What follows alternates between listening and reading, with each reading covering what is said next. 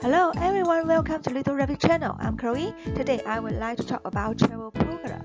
I provide some of the good links and my favorite website to prepare a wonderful trip to Pokhara. Everything will be linked down under the video description box. Please check it out.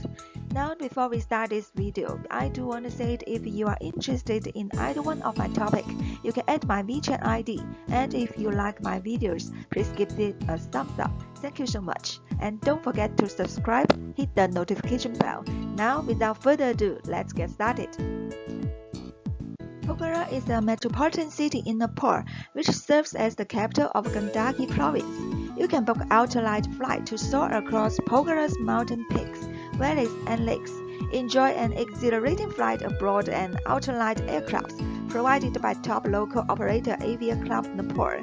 Find a green, scenic, mountainous views of the Himalayas.